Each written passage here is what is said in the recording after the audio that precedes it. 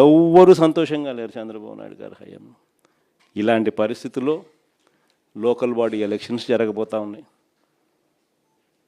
ఇక్కడ జాగ్రత్తగా చూసుకోండి. చంద్రబాబు నాయుడు గారు ఒక విలన్.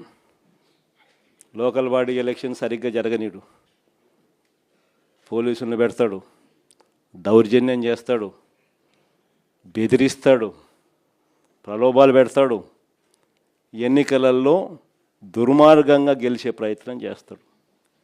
ఎస్, చేస్తాడు. కానీ అందరూ గుర్తుపెట్టుకోండి, ప్రజలు మనకు సపోర్ట్గా ఉన్నారనేది మాత్రం ఖచ్చితంగా గుర్తుపెట్టుకోండి. ఎన్నికలు ఖచ్చితంగా జరిగించండి. అన్ని రకాలుగా మీకు పార్టీ సపోర్ట్గా ఉంటుంది. వేనన్న సపోర్ట్గా ఉంటాడు, జగనన్న సపోర్ట్గా ఉంటాడు, వైఎస్ఆర్ కాంగ్రెస్ పార్టీ సపోర్ట్గా ఉంటుంది.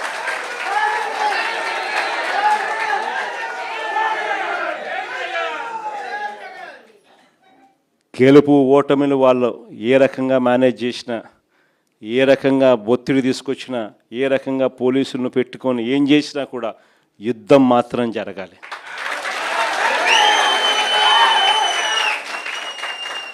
ఒకవేళ వీళ్ళను పోలీసులను దుర్వినియోగం చేసి ఆ చిన్న చిన్న స్థానాల్లో సైతం గెలిచడం కోసం కానీ వాళ్ళు దుర్మార్గాలు చేస్తే మాత్రం ఈ కసి రేపొద్దున జరగబోయే ఎన్నికల్లో చంద్రబాబు నాయుడు గారి పునాదులు కూడా కదిలే విధంగా కసి పెరుగుతుందని మాత్రం గుర్తుపెట్టుకుంది.